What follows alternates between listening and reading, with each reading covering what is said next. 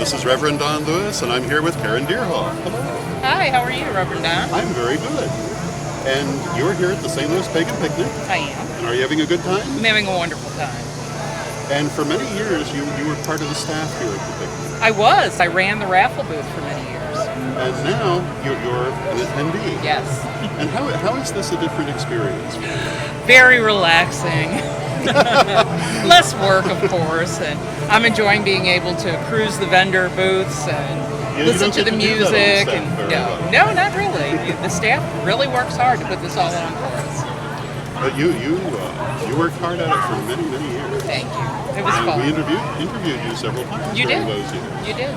And you were always kind enough to take time for us and to talk to us and to help us out, and we really appreciate that. Well, thank you.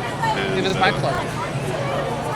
And I must have other good questions, but I think my next question is, what are you doing now? Well, I'm still working. I still practice with my coven and practice solitary.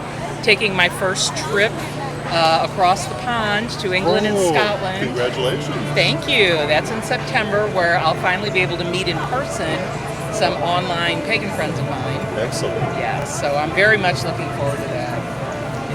See how the other half lives as far as paganism goes and everything else. It's interesting. I've had the pleasure of going to the UK once, and it's like here but not. Yeah, I can understand. I think we'll have a great time. In the years that you've been involved with the picnic, what would you say is the biggest change that you've seen? Probably the size. I think it's pretty well leveled out, but the first picnic in 1993 was a potluck, where just some of us from the community got together. They had long tables, everyone brought food. LB, Larry over there, brought the meat, we all brought sides. And it was, I think they had a softball game going and lots of drumming and running around, and it was like a little family picnic, yeah. But then as more people became involved in paganism and got into into the community, now it's a big family picnic, yes, with lots more shopping opportunities. Oh yes, wonderful merchants here. Oh yes. In the pagan community, what would you say is the biggest change you've seen? It looks like there's more young folks that have come out, which is very good because a lot of us are getting a little up there. It's really but it looks like there's a lot of more young folks involved, which I'm very happy to see. And if you could say anything to our viewers, which you can, what would you say? Come on down! Come to South St. Louis, Tower Grove Park. Enjoy yourself. We still have a couple hours this evening and all day tomorrow until 4. And next year again. And next year again. Same general time. Yes. And I really feel every year it gets better. Yeah, I think it definitely does. Not every event can say that. Yeah, and still free. Still the largest St. Louis or possibly even Missouri pagan gathering for free. So come on down. You're more than welcome. But you've done a wonderful job in all the years that you worked. Thank you, Don. And everybody else too. And it's something you should be very, very proud of. I am. Thank you so much. Thank you, Don. Take care. You too. Bye. Hello, this is Reverend Don Lewis, and I'm here with Celia. Hi. How are you? I'm great. Are you enjoying the picnic? I'm loving it. For our viewers, could you tell them a little bit about who you are and what you do? Oh, thank Although you. I'm sure they already know, but... Well, maybe not. So my name is Celia Farran, and I've been touring as a musician for almost 20 years now. I write music, I sing, I do comedy, I record, and I basically have a lifestyle of being a full-time creatrix. Very cool. Not just everybody can pull that off. It's a wonderful thing. Doing it for so long, what was different from what you expected in this career? That's such a great question. Everything's different from what I expected. I started my career as an actor in New York City, and I've been really tapping into this lately, because when I first started my career, I really thought the goal was to be famous, right? When you start as an actor or a musician, that's the goal, fame. But as I've played out and looked at what fame is in our culture, it's not something I want anymore. And I think one of the benefits of flying under the radar a little more is freedom. So there's a lot of things I would not be able to do or speak about or sing about if I had a higher level of fame. So I'll trade that for the freedom and to be able to go wherever I want, whenever I want to, and be my own boss and be independent and share what's coming through at any given time. So that's a different expectation. I thought, oh, well, you can't really make it unless you're famous, and that's just simply not true. I've been doing this, and I'm still eating, and I'm still standing here, and I'm still healthy and happy and whole. So that'd be my Wonderful. first answer. What have you enjoyed the most? Community. Again, I thought, you're supposed to get rich and famous, but that's not what I actually did. And if I had wanted to do that, I would have done that. But what I actually did, and what I am doing, is building community and connections. And what's so great about this event, I played it the last time 13 years ago, which was my first time. Yeah, so I haven't been back to Pagan Picnic for 13 years. And over the years, and what with social media, I've been able to connect with people over time, and some of these people I haven't seen in 10, 15 years. Yeah. So it's like old home week. I was just talking to Mama Gina about it. So it's been great. Now, we first met at the Parliament of World's Religions, and because your career is, it has a spiritual focus, how does that impact things? Or do you think it makes it different from just being a performer? Yes, I think it does.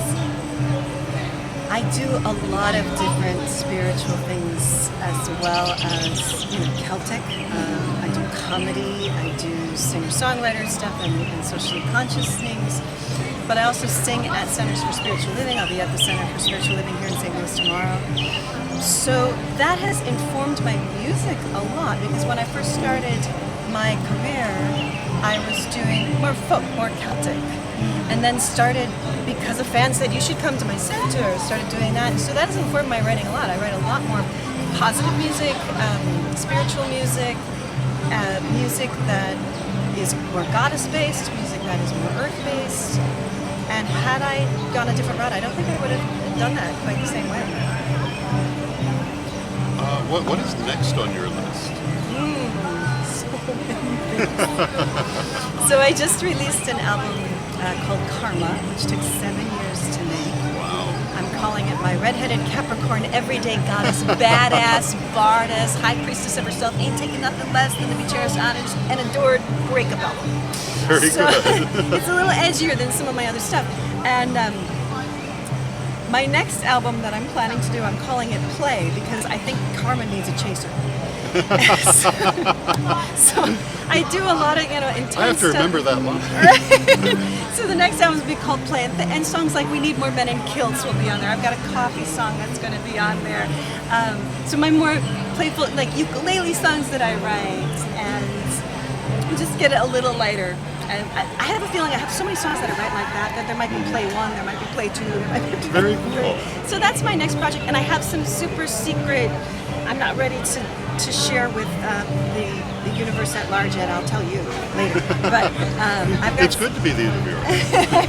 Yeah, but I've got another project that I'm super excited about, which, stay tuned. That's all I can Very say. good. Yeah. Now, if people would like to learn more about you, or would like to order one of your CDs, where would they go? Probably my website is the best. CeliaOnline.com. I'll spell it CeliaOnline.com. And also, if you want some free music, you can sign up on my website, on my email at the same time. Go to CeliaSings.com. You'll get Everyday Goddess, Fields of Ath and Rye, and I think Bringing in the Light. 3 different songs, just to go to that website and sign up. Very cool. Thank you so much. Thank you. I really appreciate it. Hello, this is Reverend Don Lewis. I'm here at the St. Louis Pagan Picnic with Kassia Morgan. Hi. And you are here with the Spirit's Head Shamonial Temple booth. Yes. And how many years have you been doing this? So this is our 7th year to have a presence at the St. Louis Pagan Picnic as our temple. And then we also have had our booth for 6 years in a row. So it's just an incredible experience, and I say that it gets bigger and better every year. Picnic does, and then our experience with our booth does as well. This year we had so many volunteers. We had probably at least 20 volunteers on each day, and we're not talking the same volunteers. So it's been such a blessing to see how the community's grown and to support Pagan Picnic and do what we can to support the community. What do you like most about the picnic? What I like most is that it is a way to really just be yourself and be authentic, and that everyone who comes here accepts everyone else for who and what they are. I love that the general community comes together, that it's not just the pagan community, and it really feels like it's part of the woven fabric. And each time that we come, it's like we weave more threads in that tapestry. So one of the coolest things about it too is that you never know what someone needs or what's happening in someone's life. And when they come to the booth, for example, and they're looking for something in particular, and you get kind of that message from Spirit and you make that connection with someone, and then they end up taking home a treasure that is exactly what they needed, or they showed up here and they'd never heard of it before, or why am I here? And then lo and behold, it's why they're here. So all those synchronicities, and it seems to happen like all weekend, crazy every year, in the best way, crazy in the best way. Very good. And tell us about Spirit's Edge. So Spiritus at Shamonial Temple, we started it or founded it January 1st, 2010. We had our first public ritual in 2020, and we have Sabbath rituals 8 times a year. We do field trips and events sometimes as well. Sometimes we do some other rituals, but we focus a lot on the Sabbath rituals. We have online classes, in-person classes. We have a 5-year mystery school that's an online mystery school, so that's really fun. And then we do other community outreach type things and that. So we're a temple, a religious organization, and we really like to have that connection and just bring people in. So we welcome folks of all traditions. So we really combine witchcraft and shamanism and magic together, kind of in the context of witchcraft, but we partner with different cultures and pantheons in the most respectful way possible, bringing in what some of their core essence is, even consulting with other members in the community. For example, when we did a ritual with the Orishas, we were speaking with some of the local leaders who work in that type of path only. So we like to do that, and also it's important to us that we welcome all religions, and that the whole idea we always talk about, and it's not trite, I mean, it's so important, but all paths lead to the top of the mountain. And I like to think of it also as that really what it is we're taking our words and putting a label on something that you really can't label. So it's all about spirit and that higher connection. And so if we put our different words on it, like the different facets of the diamond, we're really all connecting in with the same thing. So we actually have folks who are shamanic or more conjure related, or we'll have witchcraft folks or some ceremonial magic folks or pagans or druids or you name it. Even we have folks who only work with the Christian pantheon and just translate our rituals in their own mind when they work with it. So I love that, because the whole idea is to be welcoming and open up to as many people as possible so they can get what they need from Spirit. Wonderful. Now, if people would like to learn more about Spirit's Edge, where would they go? They would go to our website. It's www.spiritsedge.org. And we also have a Spirit's Edge Seeker Salon group page on Facebook and a temple page you can follow. We have a couple of meetup pages. The most happens on Facebook, though. You can link to all that from our website. Also information on the school. And then in addition to Pagan Picnic, we do our online auction in the fall of the year. So that's really fun. Especially when members start buying things for other members and surprise them, and they're just, don't tell them, and then they get presents in the mail. It's really cool. That's lovely. So if you could say anything to the viewers, which obviously you can, what would you say? I would say go where your heart leads you and go where Spirit takes you. Listen to that little voice and don't be afraid. I had someone message me yesterday who had said, and they were so brave to message me, and they said, for a couple of years we've been wanting to meet you, and we haven't come we came to picnic, but I walked by your booth 3 times and I just wasn't brave enough to come by, and we're all really friendly, so we try to call people in that, but they messaged me and I was like, I'm so glad you messaged. I'm so glad. That was so brave of you. Just take the first step, because now they're coming to our midsummer ritual and they're so happy and they're so excited. So sometimes you have fear of things, but don't let that stand in your way. Take the first step, and you never know until you try. Very good. Thank you. Thank you so much for everything and all you do for our community. Well, thank you. Thank you very much. And thank you.